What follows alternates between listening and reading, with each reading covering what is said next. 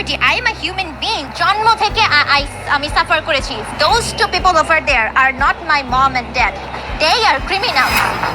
আদালতের কাঠগড়ায় দাঁড়িয়ে কথা বলছে মেহেরিন। মাথা নিচু মায়ের, অপলক দৃষ্টিতে তাকিয়ে আছে বাবা। আর ঠিক তখনই বাবার কণ্ঠে এক অসহায় আকুতি, এই বাবাটা আমি হতে চাই না। পৃথিবীর আর কোনো বাবাকেও যেন এই দৃশ্যটা দেখতে না হয়। সন্তানের জন্য আমরা বাবা মারা কতটা ত্যাগ করি, কতটা স্বপ্ন দেখি, কতটা কষ্ট সহ্য করি, তা আসলে শুধুমাত্র একজন বাবা আর একজন মাই জানে।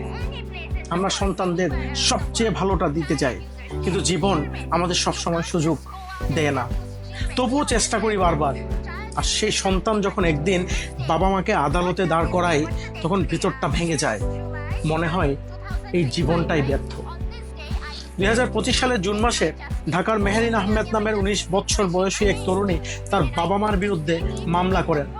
তিনি অভিযোগে বলেন, নিজের পরিবারের মধ্যেই তিনি সহিংসতার শিকার হয়েছেন এবং সেই অভিযোগেই তিনি মামলা করেন। এটি শুধু একটি মামলা নয়, বরং একটি পরিবারকে কাঁপিয়ে দেওয়ার মতো বাস্তবতা। মেহেরিন আহমেদ কানাডায় জন্মগ্রহণ করেন এবং বাংলাদেশে A-লেভেল শেষ করেন।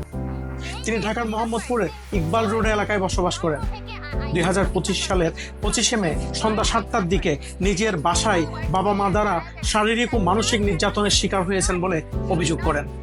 এরপর 23 জুন 2025 তিনি domestic violence prevention and protection act 2010 অনুযায়ী ঢাকার মেট্রোপলিটন ম্যাজিস্ট্রেট আদালতে মামলা দায়ের করেন। তার বাবা নাসির উদ্দিন আহমেদ একজন সম্মানিত সরকারি কর্মকর্তা, বাংলাদেশ অ্যাটমিক এনার্জি কমিশনের একজন পরিচালক, আর মা জান্নাতুল ফেরদৌস বেক্সিমকো গ্রুপের একজন ম্যানেজার। তবে মেহেরিনের দাবি, তার স্বাধীনতা ও মত প্রকাশের অধিকার সবসময় অবদমিত ছিল।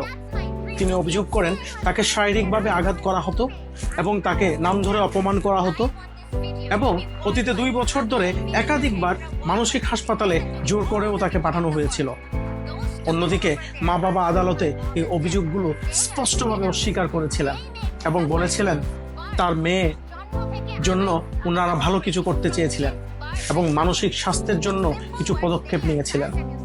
মামলাটি Dhaka metropolitan magistrate M A Azharul ইসলামের আদালতে দাখিল করা হয়। আদালত মেহেরিনের জবানবন্দি গ্রহণ করেন এবং তার মা বাবাকে হাজির হতে সমন জারি করেন। পরবর্তী শুনানির তারিখ নির্ধারিত হয়েছে 24 জুলাই 2025। মেহেরিনের আইনজীবী ইসফাকুর রহমান গালিব গণমাধ্যমে জানান, এটা ছিল অত্যন্ত সাহসী একটি পদক্ষেপ। মেয়েটি নিজের অধিকারের জন্য আদালতের দ্বারস্থ হয়েছে। সামাজিক প্রতিক্রিয়ায় দ্বিমত রয়েছে। কেউ বলেছেন মেহেরিন সাহসী, আবার কেউ বলেছেন একজন সন্তান যাকে জন্ম দিয়ে এত দূর বড় করা হলো, সে কিভাবে এমন চরম একটা সিদ্ধান্ত নিতে পারে। এটি হতে পারে ভুল বোঝাবুঝি, অভিভাবকত্বের দায়িত্বে অসামঞ্জস্য, অথবা পারস্পরিক যোগাযোগের ব্যর্থতা। পরিবারে মন খুলে কথা বলার সহজ পরিবেশ তৈরি করুন। শুধু শাসন নয়, সন্তানদের অনুভূতি বোঝার চেষ্টা করুন।